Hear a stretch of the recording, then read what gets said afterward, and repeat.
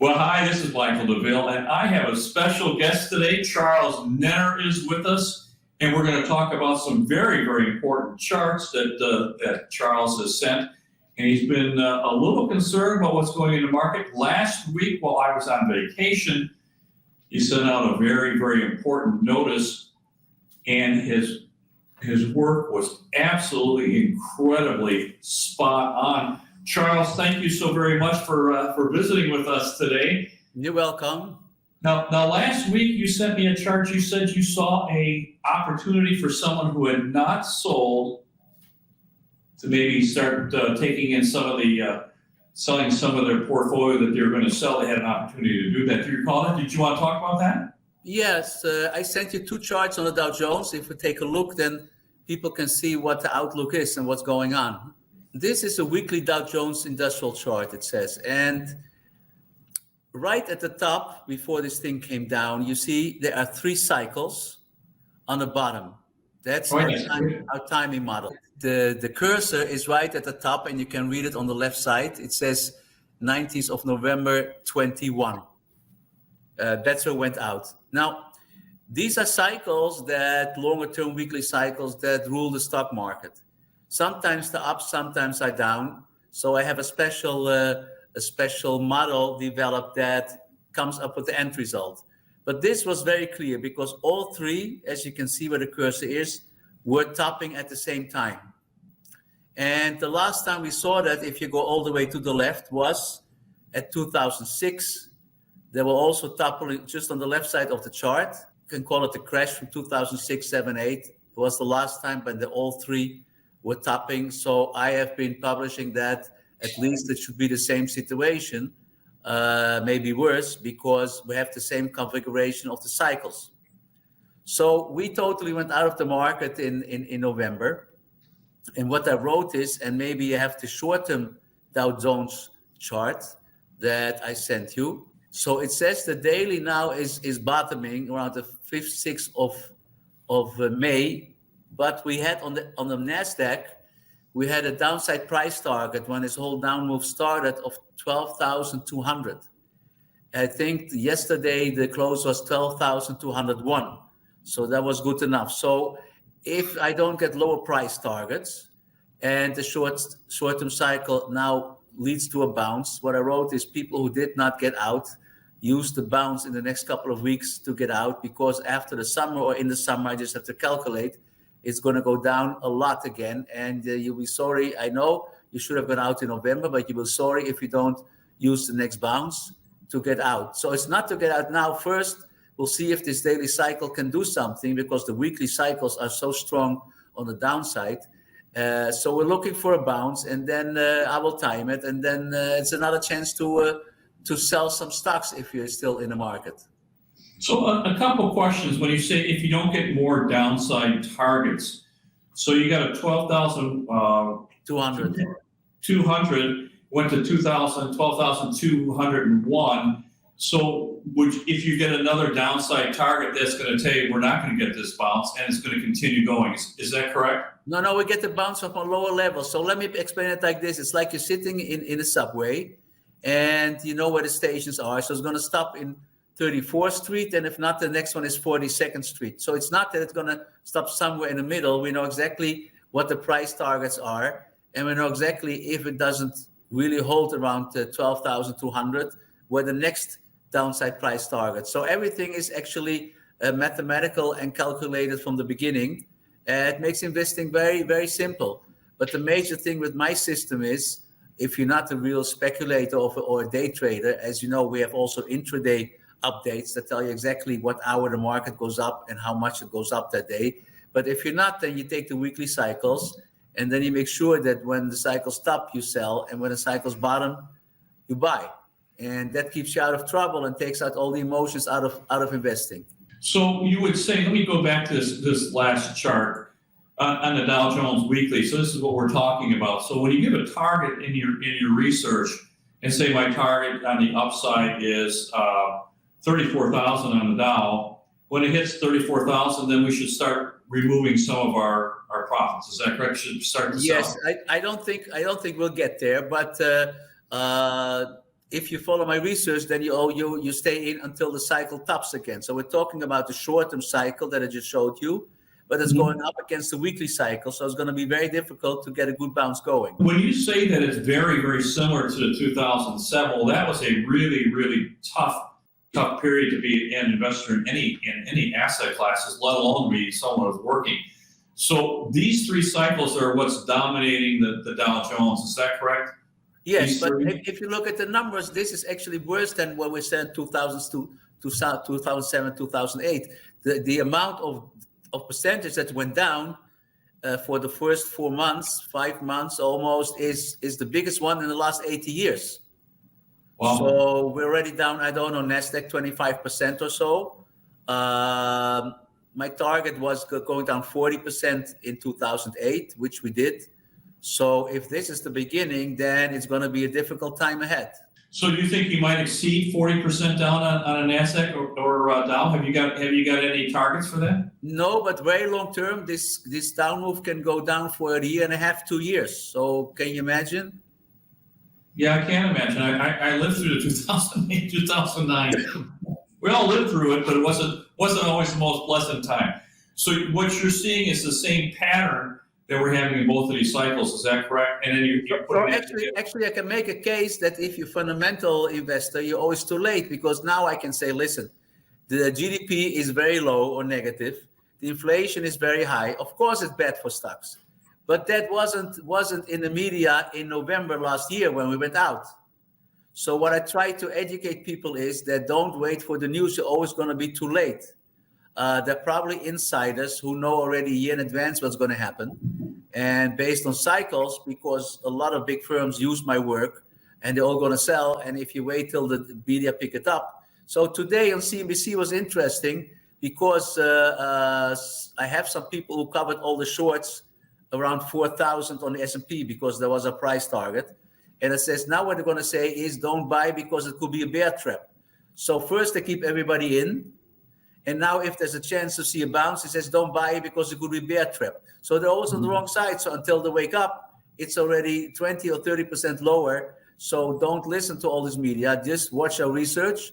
And it makes life very, very bearable being an investor. Well, let me go to that daily chart then, if I can. Yes. And so this bounce that we're talking about is this right here. So you've got the date was 5/5. That was 3-4 days ago. Yeah. It bottomed, and you're talking about this bounce right here. Is there a way to quantify that as to how long this is going to be? How much up move we're going to get? Well, it's like I have to see the first up move, and then I can calculate the momentum, and then I know how high we go. But as long as it goes down, I cannot get an upward price target. And where that cycle exactly tops, I don't know. I think it's somewhere in June or so. So 3 or 4 weeks then maybe. Yeah. So we should take advantage. So as you look at the bottom and the top, the Dow Jones, you see actually this hit every top and every bottom. So it's pretty reliable, this daily cycle. Well, that's wonderful news. And if they pay attention to this, then they can probably, if they haven't gotten out, this is going to give them an opportunity to get out at a little higher prices. You know, oftentimes it's having cash to take advantage of these opportunities. If you don't sell, you don't have cash to do these things. And Charles, this is your longer term interest rates. Now, you and I talked about this actually. You know, I listened. You talked. I listened. Last November 2020, when you were very, very emphatic that interest rates were heading up. You can see them on your chart. They've been heading up for a little while, but you said it was time to get out of the bond market. And you said that when you and I had our interview. And look what happened in the first quarter of 2022. It's just hard to imagine. It was the worst quarter in 157 years for bond. I've been writing for the last 2 years. We went out at the high. Bonds were trading at 190 or so, and now they're 135. Wow. And I had back discussion. I said, listen, it has been a bull market for 40 years, and you get less than 1%, and inflation is 1%. If you think it's always going to be like that, stay in bonds, but it's definitely not going to stay. You just fell asleep because the bull market has been there for 40 years. Now, the amount of money that has been lost by institutions and pension funds is tremendous because there are much more people in bonds than in stocks still. And I show here the trend line that we have been watching for the last couple of years. And as you see, is now it's trading above the trend line. So this is a major break on the upside. So do you have an idea how high this is going to go for? This interest rates that you and I have talked about is an extremely long cycle. This is a 35 or 40-year cycle. So right. Do you know how in what time frame we're going to get an increase in the rates? I mean, are we looking at going to 10 to 12% in the next 2 or 3 years? Yes, definitely. Very short term, I didn't publish it yet. The inflation is going to be a little bit less for the next couple of months. It's interesting. When I say inflation is coming, people say no. When I say it's going to top, people say no. It's always the other way around. So for now, and that's one of the reasons we're now seeing a rally in the bond markets, which we went long a couple of days ago. We have seen a short-term top in inflation, but this is a situation that is going to be there for the next 30 years. So give it some time, and we definitely will go as high as in the 80s and probably worse. So, we've enjoyed inflation under 2% here in the United States since the year 2000, basically under 2%. Do you think for the next 20 or 30 years we're going to be way above that in inflation? Way above that, especially because of the situation with the money printing, and it had to go wrong one time, and everybody postponed it. Every Fed governor says, not in my lifetime. It started with Greenspan, and not in my time, and they push it forward so they will not go into history having a bad name. But now there's not much to do anymore. The very strange things going on, like the European Central Bank still has interest rates almost around zero with this inflation. Nobody seems to know how to fix this anymore. So it's going to be a big problem. And one of the problems is that they have no idea about cycles. They have no idea about long-term outlook. And even the Fed says, well, we'll take a look at the next month's numbers or the next meeting. And I don't understand that. What kind of a forecasting is that? Now, I have a hunch, I don't know if that's the right word, as you know from Amsterdam, that they don't mind having inflation because, as you know, the United States owes a lot of money. And I once made a calculation. The same thing happened in the time of Roosevelt. And in the end, in the late 40s, actually they paid back only 10 cents on the dollar. So if there's going to be a lot of inflation, that's the way to get out of the debt, because as long as there's no inflation, you have to pay back everything. So I don't think they mind the inflation. Well, that brings up a really good point, because then what's the implication of long-term inflation, high long-term inflation? So if we're talking about inflation, really, we're not talking about a spike. We're talking about something that's going to be into the system itself, that's going to be with us for long term. Then we probably need to start, maybe there's going to be a shift from financial assets to tangible assets. So maybe people really need to start getting into things that are real rather than tangible, so that they can hedge their inflation, I would guess. And same with protecting their purchasing power. Is that correct? Well, there's not much you can do. Like I wrote, there's nowhere to hide at the moment. I think we saw a top in real estate. You don't want to be in the bond market. You don't want to be in the stock market. It's too early for gold and silver. You don't want to be in cryptocurrencies. There's nowhere to hide. So I know you lose money because the inflation if you're in cash, but cash is king, like they say at this moment. It's probably going to, sometimes it's nice to be in cash for a short term. But I'm talking about, if you're talking 5, 10, 15, 20 years of inflation, that's going to change your outlook for your investing on a long term. Because you can't really look at things that are financial. You can do it maybe on a short term, but bonds would certainly be a terrible, terrible place to be in the next 15 or 20 years. So what are these European pension funds going to do if they have interest rates that, they bought bonds at below zero? Problem with politicians. I wrote in 2009, 2010 an article in the major paper. I says this is a time to go back into stocks, because the cycle bottomed in 2009. But of course, everybody was afraid, and the politician did not allow the pension fund to have a big amount of stocks. So they had to be, I think, a 70% bonds. So they're still in 70% bonds, and they bought bonds even when they get negative interest. So now they're using a lot of capital. And the problem is that the politicians and the government decides how much percent they can be in every asset. And they have no clue to go against the wave. What is going to happen? Because now, as the baby boomers, I mean, you're my age, you're going to start, instead of adding to these pension funds, they're going to start subtracting from. They're going to start using their benefits. So they're going to be taking their money out of the pension fund, and the pension fund will probably have lost an awful lot of money from these. Because I understand they have 70-80% of bonds in Europe. It's going to be a terrible situation. Well, that's the problem with all the people who thought I'm safe and I'm going to stay in bonds.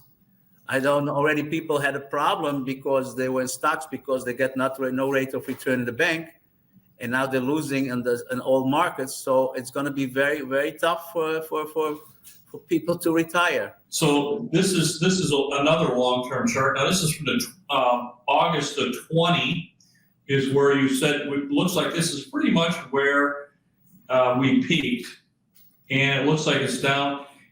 Is this the bounce that you're talking about that we're going to start looking for right here? Yeah, but on the weekly chart, it's still a couple of weeks away. But it's coming. Yes, it's coming. Maybe it started already. We started to buy bonds.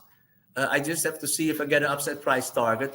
So you asked me what can people do? Well, you have to become a little market timer, because I think it was a setup by institutions for years to say just hold for the long term.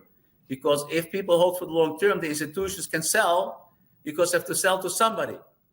And please don't listen anymore to the long term. What you do is, I just tell this because I see you as friend. People can go on my research and have it 4 weeks for free, at least to get an idea how investors that really know what's going on approach the market. But you have to do something. You cannot just sit and let your money disappear. Well, I'm so glad that you're doing this, Charles, because honestly, a lot of my clients, people I interact with, they're just a little lost. They're just a little bewildered. Really don't know what to do. And literally last week, you would have saved them tens of thousands of dollars just on a one daily call that you had with Well, not that. I remember that like half a year ago, we talked about people that you work with are in real estate. What can they do? I said, let them buy some put options on Toll or Lennar. Almost nobody did it, but the people who did it made, I think, 2,000% profit. Well, it was amazing. We can talk about that. Let me go to my next slide, because I think we've included those guys. You're absolutely correct. Another great call for you. So let's take a look here. All right. Well, here's Lennar, and you certainly did. So I did some work for people who are not totally convinced that cycles work. So as you saw in the Dow Jones, the 3 cycles, sometimes they're more, but this is the major cycle that moves Lennar. And what is interesting is from high to high to high to high is the same amount of weeks. So it has not too much to do with what the news is that comes out, because when it's a cycle top, it has to top, and when a cycle bottom is, it has to bottom. So even for people who are in real estate and they want to hedge their portfolios, they only have to know this cycle. What they do is they hedge themselves when the cycle tops, and they take off the hedge when the cycle bottoms. So I made this especially for our discussion, because this I guess is very clear that there is a regularity. It goes regular, the cycle. Now, if you want to fine tune it, I have to bring in other cycles, but then it's not as clear as this one. So this one, according to me, is clear that every so many weeks there's a top and a bottom. And listening to the news or being an investor, you have no clue if it's going to come or not, because you don't know what the news is going to be. Let's say 6, 7, 8 months out when the next cycle top appears. So what's the implication on this one, Charles? Is this saying that now, we have real estate's a separate asset class. Now, Lennar is in the real estate business, but we're looking at Lennar, which would be an equity, but it's still a business stock. So can we extrapolate this to anything? We can see what's happening. Will this lead over into my asset class? Yeah, what you see is the long-term cycle, the dominant cycle is down, I think, for a year and a half. Probably going to get some bounce again, but real estate doesn't look good, because this same thing happened in 2006.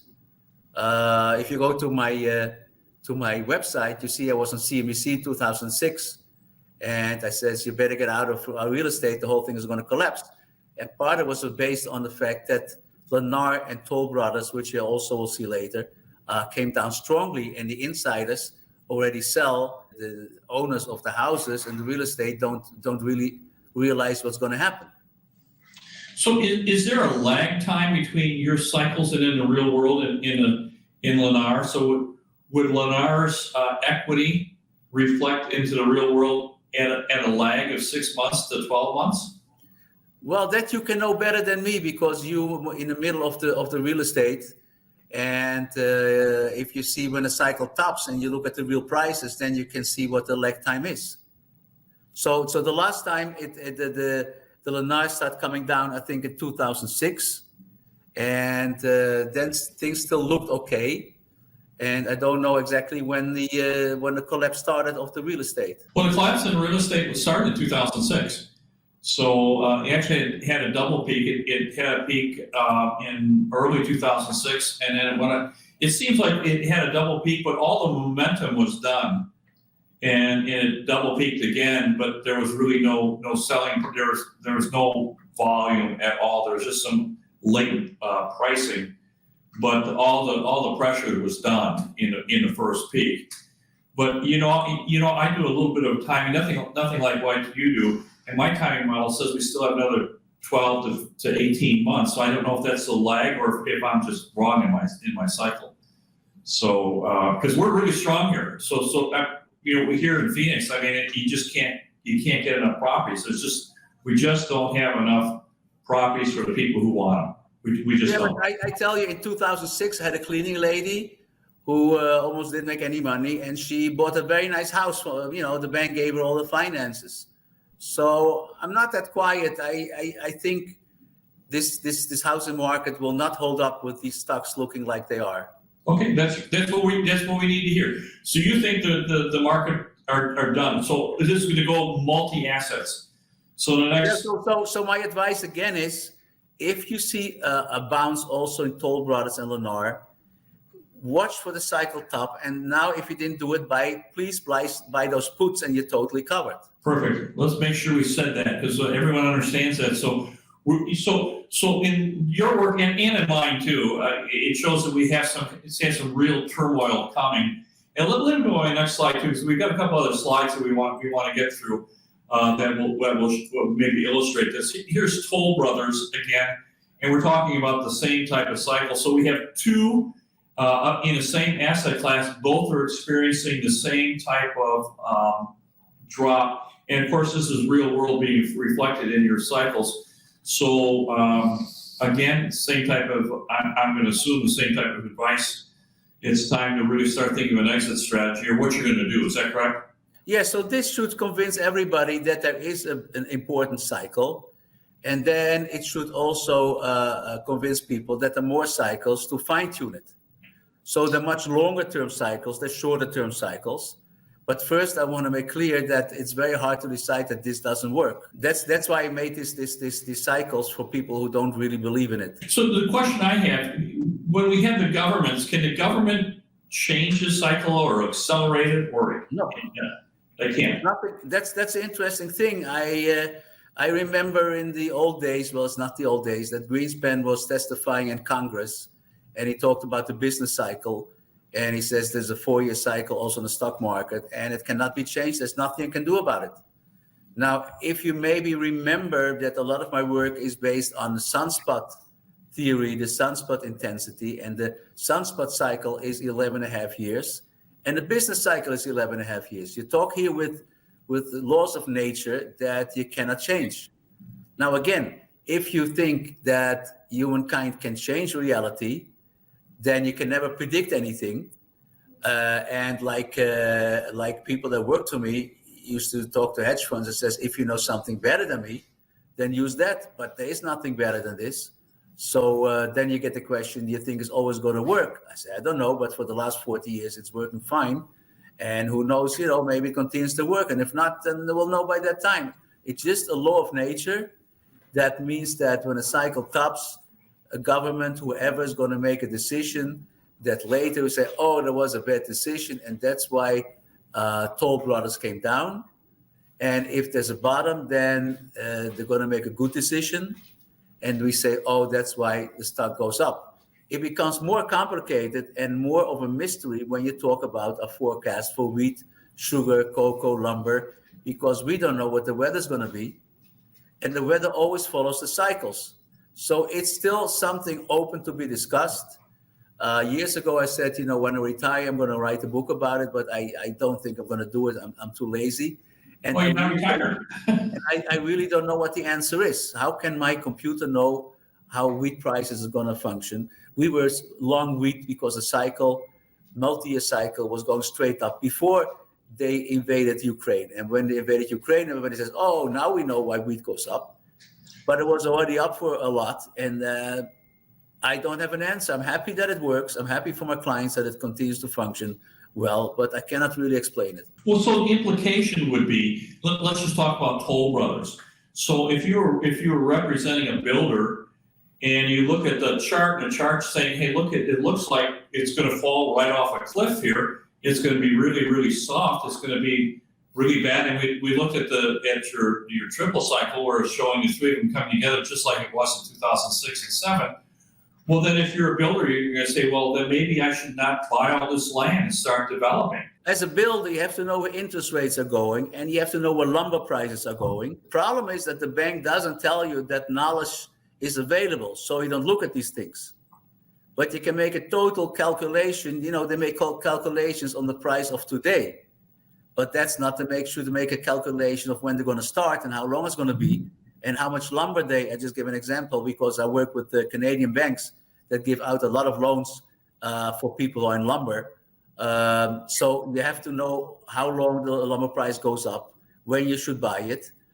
Maybe you have to buy a contract 4 months earlier when the price is low, but you have to know then what the cycle is, if it goes up or down the lumber price. So you have to know a lot of things. Well, it's perfect for this. I was thinking of this beforehand because this really gives you some forward planning. It's just great. Knows when you can put more emphasis onto what you're buying, and when you should add, when you should be aggressive, and maybe when you should be cautious. It works beautifully. Let me go to the next slide. So this is just another illustration. I put this in as Facebook. So did you not exit this at 326? Is that correct? So the question is, Facebook came down strongly based on bad numbers, even before the markets start coming down. So how did the cycle know that the numbers are going to come out bad? So the question is, were they bad or were they interpreted bad because the cycles was down? I once gave you the example, if you buy IBM at 100 and you hold it for a year, it goes 150 and the numbers come out and the numbers are great. If the cycle is up, then the stock goes up and the Wall Street Journal will write, well, people poured into IBM because they're doing great. And if the numbers are great, but the cycle is down, so the stock goes down. So what did they write the next day? Well, investors took profit because they don't think they can do better next year. So it all has to do with psychology and interpretation. So I am not good enough to tell you if these numbers were really that bad. But like we went out in 326, and right now, since there's a cycle low, I said, well, if the market holds where I think it's going to hold the NASDAQ, then people can start buying back some Facebook, but only for a bounce. It's not going all the way up, but for a bounce because, they sidestepped like $130, $140, so they want to get back a little bit. Well, and you always say, Charles, we don't really know why. We just know what is going to happen. It's much more important to know what is going to happen. I don't care why sometimes. But the implications is just enormous on a lot of these. So if you can start seeing this and you can start correlating. So we've been talking about the fact that the Dow Jones looks like it's going bad. We've got inflation's going up. We got housing coming down. And we got some stocks coming up. It sounds to me like we've got some rocky roads right in front of us. Let me go to my next slide here. Here's the U.S. dollar too. And I've been watching this, Charles. Even I haven't talked about this, but when there's turmoil in the world, the United States dollar seems to get an awful lot of strength to it. And here we are, we have inflation in the United States, and we have a strong dollar. So I concern them, what happens, because the dollar is going to cycle. What happens when the U.S. dollar decides that it's time to go down? What's going to happen to inflation? Because everything is, so if it's quoted $100 for oil in U.S. dollars and the dollar softens, it could go down to 90 U.S. dollars. But oil would go up to 110. It'd be the same thing, just Right. because of the dollar. It So will make inflation. It will make inflation even worse. make inflation even worse. And this just goes to what you're talking about, that we're going to have long-term inflation. So are we talking about maybe the U.S. dollar softening up considerably? Not right now. Not right now. So, we've had some of these spikes. I think this is probably somewhere in the 2001, 2002 area. I think the U.S. dollar went up on the DXY to about 122. And today I think it's flirting with 104. So it's still got quite a ways. Do you think you get back up to the cycle high? Yeah, I think it looks bullish. They have been complaining about the dollar, and everybody's expecting the dollar come down, but we have been positive on the dollar. And especially if interest rates stay at zero in Europe, there's no reason to buy the euro, just from a fundamental point of view. Can you imagine like being in Turkey, where they've got inflation, their lira is just kind of falling apart. They've lost 50, 60, 70% of their purchasing power. And then they have the US dollar getting stronger. On top of that, the inflation in some of these countries would be off the charts. Well, it's just a precursor for having more problems in the world. That's the implication of this, isn't it? Because it's going to cost everything. You'd be working, and your dollar doesn't buy anything. And food prices are going through the roof. Correct. So we still see food prices going through the roof. We see the dollar going higher. That means that the oil's got to be going up as well. Well, short term, not so much anymore. I think for the moment we saw most of it. The same thing for natural gas. I wrote a whole article about it because it's always natural gas goes up, goes up, goes up. I think we bought it around 2.5 or so, and we went out at 8.40. That was the sell signal. But the people think it goes to the roof always, and it's very hard to get them out when things are going well. But for the time being, again, I think things will soften a little bit. Well, that's been my outlook too. I thought we were going to have some moderation in inflation. I didn't think it was going to go away, but I thought it was going to moderate. How long do you think that the Fed's going to continue raising interest rates on us, Charles? Does it look like they're talking like multiple increases? The economy is already softening, and it's reacting very negatively, very quickly. Do you think they'll continue with their increases? I think they don't know what they're doing, so that's why I cannot predict what they're doing. Well, that's I like that. That's a good one.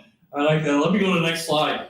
So this is the agriculture. Again, it's just a perfect shot. So you're talking that in July, it looks like if you're going to buy wheat. Now, if you were, say you were a bread manufacturer or you made pizza dough, this would be the time you want to buy some wheat. Is that correct? Yeah, but isn't it interesting with this cycle? So if Biden says, these things happen because of Putin, it has nothing to do with Putin because the cycle is up anyway. It's very hard because everybody has a self-interest. There was, give you a little history to explain it. There was Professor Schumpeter, who really believed in cycles and in business cycles, and he predicted the crash of 1929 also. And after that came Keynes, and Keynes said, well, if we take care of the money supply, whatever, we're not going to have a new crash. So if you're a politician and you say, well, I adhere Schumpeter, why will people vote for you? Because you cannot do anything to change the history. So you go after Keynes because then you can do something. So that's why politicians have to make up these stories, because if you say, wheat has nothing to do with Putin or whatever, right? So then they have a big problem because what does it have to do with? Right. And then what are you doing? Because then you, Mr. Biden, you cannot change history because it's going the way it's going to go anyway. Well, they always want someone to blame, Charles. So I guess this is cut in stone. So anyway, we see wheat bottoming soon. Is this going to be a very long bounce with the prices coming back up, or is this part of your inflationary cycle right here? I guess wheat is part of the inflationary, but most of it is still natural gas and crude oil. So this would be a good trade for some coming. Do you know how long this bounce is going to be? No, I didn't calculate that. I just made the charts to give you an idea. Well, But if people follow the research, it will tell you exactly how high and when the bottom is and when the top is. We publish 4 times a week with the exact dates and exact levels. And here's copper too. We put this one in because it just didn't get any more explicit than these last two. This, for instance, I told big investors not to trust the second top because the cycles were down. And as you see, the cycle was a little bit up, but not very much. So now copper is down. I have to take a look on the left side. You see it into July. So we might see a little bit less inflation if these things come down for a couple of weeks or a couple of months. Do you think the economies might start picking up if we see copper going up here? I don't think the economy is going to pick up. This is just a trading range then, huh? This is one of the most important slides in the whole deck because I want everyone to take advantage of your free, 3 weeks, 4 weeks that you give away free so they can take a look at your research. And honestly, I get nothing out of this, but I think that in times like these, to have someone of your caliber that offers free research is just an incredible opportunity for someone. So Charles, they can just go to charlesnenner.com and just follow and go. I think you have a tab there for free research. Is that correct? Yeah, for 30 days. 30 days. Okay. 30 well, days. in 30 days, you're going to give them you're going to give them a tremendous amount of information. Yeah, and then at least it's important to see how we analyze markets, even if you don't like it, but you have to know what's out there in the world. Yeah, and just because it isn't something that you like to see, you really need to know what's going on. It's just like if you go to a doctor and a doctor says, boy, you're really sick. I'd like to know what's wrong. I know I'm sick. I may not want to hear it, but I really need to know. Well, Charles, this has just been great. This is just, I always enjoy speaking with you. You're one of the brightest guys I know. Listen, I'm going to call it a wrap, and if there's nothing else that you want, we certainly appreciate it. It was an awful lot of your time. Thank you so very much for spending your time with us. My very best to you guys. Bye-bye. Bye-bye.